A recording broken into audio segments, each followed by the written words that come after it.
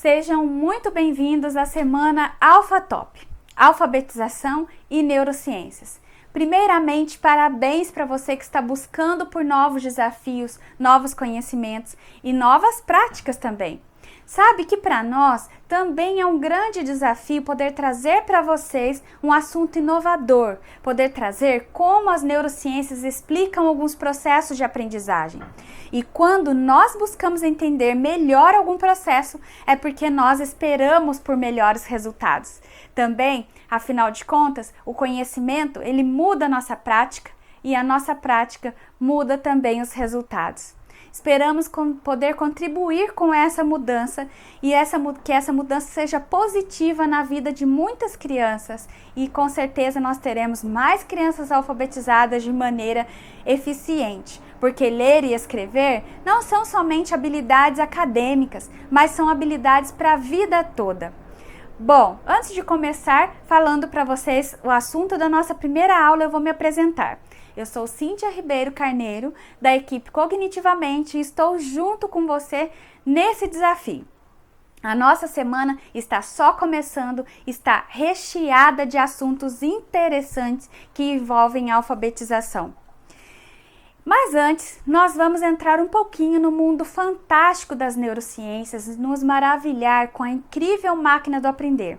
Um órgão com aproximadamente 1,5 kg, tendo por volta de 100 bilhões de neurônios e fazendo nada menos que 100 trilhões de sinapses, capaz de comandar 100% do que somos, pensamos e fazemos.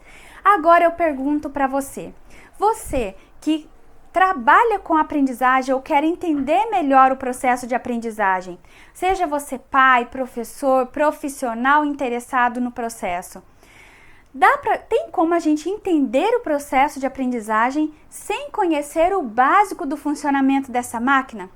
É claro que não. E por isso nós estamos aqui, para levar novos conhecimentos para vocês e mudar com certeza tanto o seu conhecimento quanto a sua prática. Muito bem, vamos começar que a nossa aula de hoje nós vamos falar como o cérebro aprende a ler e a escrever. Tudo começa pela atenção. Nossa atenção é como um holofote num grande palco em busca de um estímulo mais relevante. Não é uma tarefa fácil. Esses estímulos são inúmeros, podendo ser internos e externos. Mas o fato é que nós precisamos saber selecionar o estímulo mais relevante. E sabe por que isso é importante? Porque esse estímulo que foi selecionado, ele irá ser processado no sistema nervoso central. E através deste processamento, será possível ele alcançar a memória de longo prazo, podendo evocar aquele conteúdo a qualquer momento. E assim, podemos dizer então que aconteceu a aprendizagem. Durante essa aula, nós vamos ter 5 dicas importantes. A primeira dica é: para ter memória do que foi aprendido, primeiro nós precisamos da atenção seletiva ao estímulo correspondente. Bom, a escrita é um processo inventado há mais de 5.000 anos. Esses códigos foram criados para que outras pessoas pudessem interpretar, pudessem decodificar, tendo assim então a invenção da leitura também. A escrita é um processo inventado há mais de 5.000 anos. Códigos foram criados para que outras pessoas pudessem interpretar, pudessem decodificar, tendo assim então a invenção da leitura também. Muito bem, por mais que se faça um tempo dessa invenção até os dias de hoje, o nosso cérebro ainda não nasceu com áreas específicas para a leitura e para a escrita. Então, nós não nascemos com estas áreas específicas, como no caso, por exemplo, da linguagem oral. Então, o nosso cérebro ele vai ter que reciclar, ele vai ter que passar por uma modificação, uma readaptação. Vai acontecer nesse momento uma reciclagem neuronal. E a segunda dica importante, então, é o seguinte: o ensino da leitura e da escrita precisa ser sistematizado, estruturado, amparado por objetivos e estratégias. Uma criança não vai aprender a ler naturalmente. Hoje em dia, através de neuroimagem, como a ressonância magnética funcional, é possível saber quais áreas são ativadas durante a leitura, tornando possível identificar como acontece esse processo. Bom, a leitura começa pelos olhos, onde temos na retina um componente chamado fóvea, que capta as marcas das letras sobre o papel. Este estímulo é levado para o processamento no córtex occipital, que fica logo aqui na nuca, onde será processado a forma da letra e logo levado então a uma pequena área chamada occipitotemporal ventral esquerdo. E é chamado pelo autor Derraene como a área da caixa das letras, onde então teremos a correspondência de uma forma e do som da letra.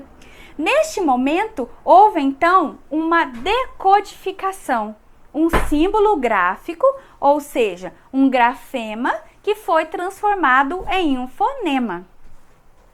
Terceira dica. Esta conversão chama-se conversão grafofonêmica e para que isso aconteça, entre outras habilidades, é preciso saber, é preciso ter conhecimento dos nomes e dos sons da representação gráfica de cada letra do alfabeto. Bom, para escrever, o processo é o contrário. Nós vamos precisar transformar um fonema em um símbolo gráfico que é a letra. E para isso, nós vamos precisar ter a memória visual de forma que cada letra tem uma representação. Para o ato de escrita, vamos precisar da memória visual da letra, já elencado no processo anterior. Então, o planejamento motor e o ato motor da escrita. Tudo isto agrupado num processo chamado integração percepto-visomotora. E vamos para a quarta dica. Para a escrita, nós temos a conversão fonografêmica, ou seja, a codificação, que eu vou elencar as formas para representar tal tipo de som, e vamos ter o ato motor da escrita, que são processos interligados, porém, utilizando áreas cerebrais diferentes. Para ler e escrever, nosso cérebro ele terá que passar por uma reciclagem neuronal, como eu falei logo para vocês. Ele vai ter que se readaptar para que consiga aprender a essas demandas, atender essas demandas. E para que tudo isso aconteça de forma eficiente, será preciso, que é onde vai a nossa quinta dica de hoje, será preciso maturação do sistema nervoso central e condições internas. O sistema que envolve o processamento das informações precisa estar com desenvolvimento adequado e esperado para a idade. Condições externas, estímulos externos adequados também vão influenciar em todo esse processo, tanto por parte da família, quanto por parte da escola ou dos profissionais que estão envolvidos nesse processo. O que esta aula acrescentou para você? Deixe aqui nos seus comentários e se você tem dúvida, não esqueça, na sexta-feira nós vamos ter uma aula ao vivo para tirar as suas dúvidas. Não esqueça que ainda teremos também mais 3 aulas antes da aula de sexta-feira. Um abraço, até mais!